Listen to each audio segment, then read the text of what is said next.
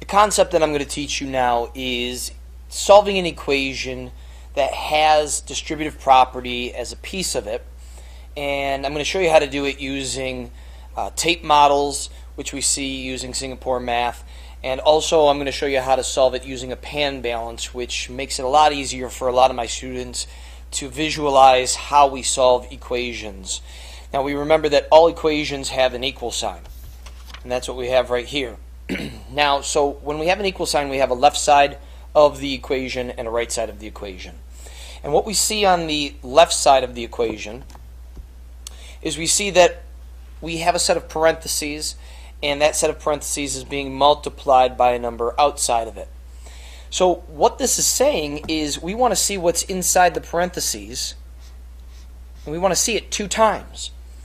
And so this is where I can use a tape model to kind of visualize how this problem's going to go. And I'm going to use a tape model as well as a pan balance. Now if we think of a pan balance, the 2 sides have to be equal in order for the balance to be level. And right now on the right side we have 18. And on the left side we have x plus 4, but we want to see that twice. And so what I usually do is I draw down 2 pieces of tape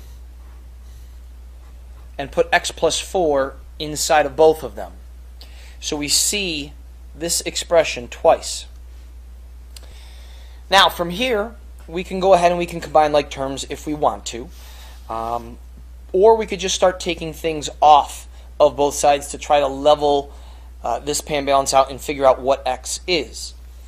When I take a look at this, I've got an x, a positive 4, another x, and another positive 4. And I think if I take one of these 4s off of our pan balance, right now I'm not even, I'm not level. What I need to do is I need to take 4 off of the right side as well. And that drops our number down to 14. We can do that again. We have another 4. So let's take that 4 off as well. And when I take 4 more off, that drops me down to 10. And this is where I usually go ahead and redraw our pan balance to kind of show what we have. Now, the best way to kind of explain the variable that I've found is like a 4-year-old's birthday party.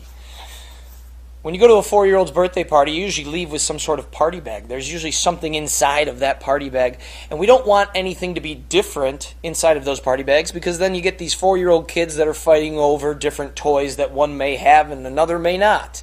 So we want everything to be the same. And right now we have in front of us 2 variables, or 2 party bags, and inside of each of those party bags has to be the same thing. On the other side of the pan balance we have 10 items. How do we divide those 10 items up evenly amongst our 2 variables? Well, most people at this point can say, hey, 5 go into each, and that would be correct. If we put 5 inside of each of these bags, we would have an even amount on both sides of our pan balance. And so we're able to conclude that x then is equal to 5. I hope this helped, and I hope that you come back and check out more of the tutorials, whether you're a parent or a student, and let me know, send me an email if this has helped you in any way.